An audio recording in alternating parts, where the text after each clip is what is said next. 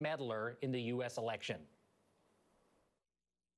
Hackers can be anywhere. They can be in Russia, in Asia, even in America, Latin America.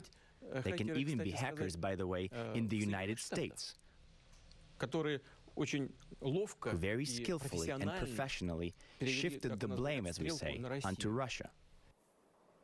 Joining us now, our political correspondent at Newsweek, Emily Cadet, and former FBI Special Agent J.J. Klaver. Good to see you both. Emily, let's start with you.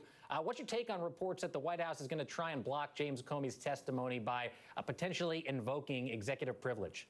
I think it's pretty unlikely. As some of your other commentators have mentioned, the fact that the president has already spoken publicly about his conversations with the former FBI director make it really hard for him to make much of a case. That's not to say they wouldn't try, and I certainly wouldn't try to predict the president's decision. He's pretty impetuous about some of these things, but it would be unprecedented, and I think they would have a difficult time actually winning that argument. JJ, I want to get your take. Word that, special counsel Robert Mueller's investigation might expand to include AG Sessions and Dag Rosenstein, Deputy Attorney General. That would require Rosenstein's permission. How likely do you think that is to happen, and will it force the Deputy Attorney General ultimately to recuse himself? Well, I think if the FBI in that investigation gets information about potential involvement of other people, that investigation is going to expand. The FBI is not going to be limited in its investigation, and it could potentially mean that Rod Rosenstein would have to recuse himself if, there's information that he was potentially involved. But the Department of Justice would have a very difficult time trying to limit an investigation when information or intelligence is collected that says people were involved. Emily, few in the White House are closer to President Trump than son-in-law and advisor Jared Kushner, whose name continues to keep coming up when it comes to this Russia investigation. Does anybody, do we actually believe that he would have met with officials without the president's knowledge? Well, it's hard to believe that.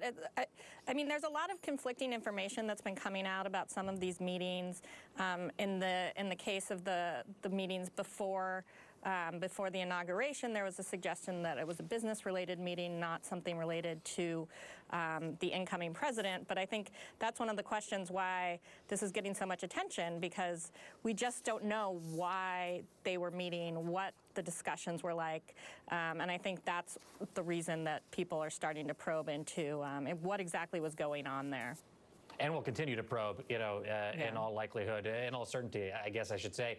JJ, what is your reaction? This one was wild to me, to Vladimir Putin trying to steer the conversation away from Russia and onto a mysterious would-be 3-year-old hacker in his conversation with Megyn Kelly.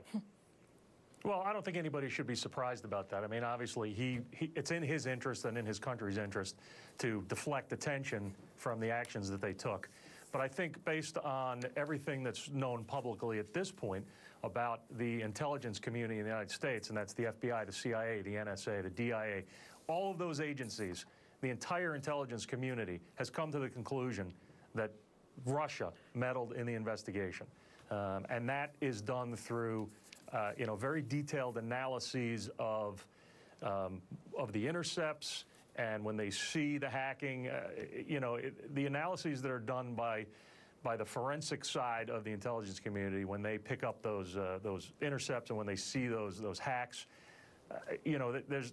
they can figure out where it came from. So, but there'd be no surprise in him trying to deflect attention. Hey, all 17 of those intelligence agencies, as we have heard over and over again. Newsweek's Emily Cadet, former FBI Special Agent J.J. Klaver, thanks so much to both of you for joining us.